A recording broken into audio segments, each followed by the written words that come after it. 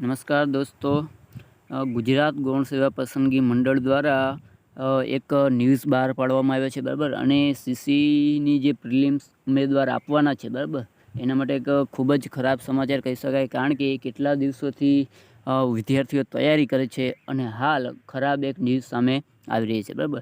તો ચાલો વિડીયોમાં બન્યા રહેજો. આજે શું ન્યૂઝ આવ્યા, બરાબર, કઈ એક્ઝામ મોકૂફ રાખવામાં આવી છે અને ક્યારે પરીક્ષા ચાલુ રહેશે, એની તમામ માહિતી આપણે આજે શેર કરવાની છે. એટલે છેલ્લે સુધી વિડીયોમાં બન્યા રહેજો. વિડીયોને લાઇક ના કરી તો લાઇક કરી દો, અને તમારા મિત્રો સુધી શેર ના કર્યો તો શેર પણ કરી દો, અને જો ચેનલ પર નવા હો તો સબસ્ક્રાઈબ પણ કરી દો. તો દોસ્તો, 1 એપ્રિલથી જે સીસીની પ્રિલિમ્સ પરીક્ષા ચાલી રહી છે, બરાબર, એમાં કંઈક ખરાબ ન્યૂઝ સામે આવી રહ્યા છે કે તારીખ 20, 21, 27 અને 28, બરાબર, એટલે કે 20, 21, 27 અને 28 એપ્રિલના રોજ જેટલા ઉમેદવારોની પરીક્ષા છે એ હાલ પૂરતી મોકૂફ રાખવામાં આવી છે.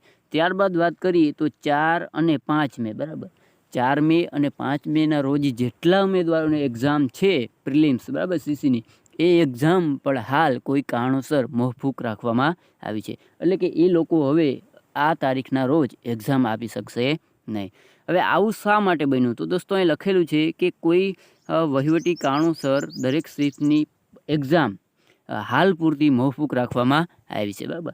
આવું શા માટે બન્યું? તો કે કંઈક ઇલેક્શન કમિશન અને તંત્ર વચ્ચે કોઈ સંકલનનો અભાવને કારણે કદાચ આવું બની શક્યું હશે, બરાબર. તો હવે ઉમેદવારનો મોટો પ્રશ્ન એ થાય કે અત્યાર સુધી, એટલે કે 1 એપ્રિલથી 19 તારીખ સુધી જે પરીક્ષા લેવાની છે, બરાબર, એનું શું? તો ચાલો એની ચર્ચા કરીએ.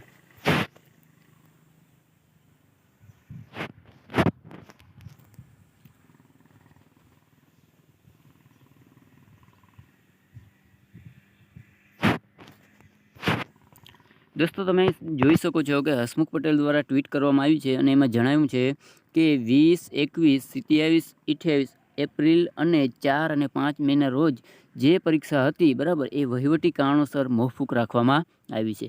જ્યારે 8 મે અને 9 મે રોજની જે પરીક્ષા હતી એ હાલ પૂરતી યથાવત છે, એટલે એમાં કોઈ ફેરફાર કરવામાં નથી આવ્યો.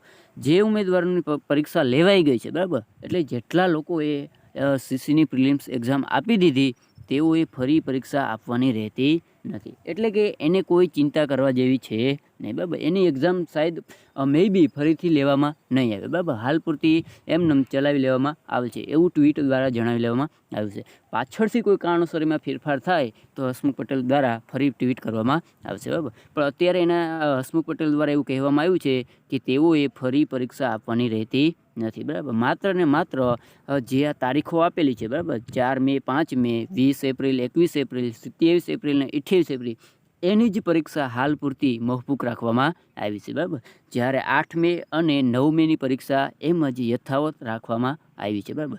હવે વાત કરીએ દોસ્તો કે આવું શા માટે બન્યું? અત્યાર સુધી પરીક્ષા ચાલતી હતી ત્યારે કોઈ કારણો ન ઉદ્ભવ્યા અને હવે અચાનક આવું શા માટે બન્યું? તો ચલો એની પણ એક ટ્વીટ જોઈએ.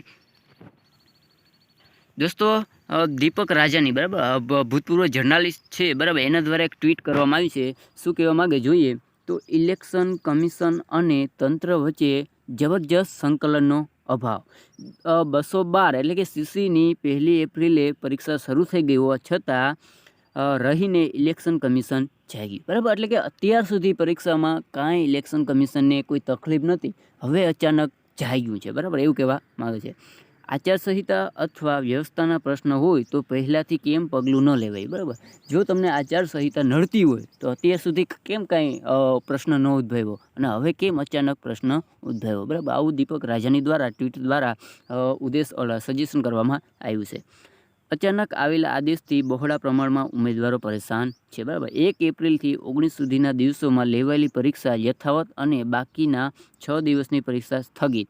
એકાએક આવેલા આદેશથી ઉમેદવારોને પડી રહી છે મુશ્કેલ, બરાબર. દીપક રાજાની દ્વારા જે ટ્વીટ કરવામાં આવ્યું છે, બરાબર, એ 100% સાચું છે કે આજ સુધી એટલે કે 1 એપ્રિલથી 19 એપ્રિલ સુધી કોઈ પ્રશ્ન ઉદ્ભવતો નહોતો અને હવે અચાનક આચારસંહિતાના પ્રશ્ન કેમ ઉદ્ભવ્યા છે, બરાબર. આ ટ્વીટના કારણે, આ શું કહેવાય, ન્યૂઝના કારણે ઘણા ઉમેદવારોને નિરાશાનો ભોગ બનવું પડ્યું છે, બરાબર. કારણ કે કેટલા દિવસોથી તૈયારી કરતા હો અને હવે જો તારીખોમાં કોઈ ફેરફાર થાય તો, બરાબર, તો એ ઘણું બધું અઘરું બનતું હોય છે. તો દોસ્તો, બસ આ જ ન્યૂઝ હતા, બરાબર, સીસી પ્રિલિમ્સને લઈ.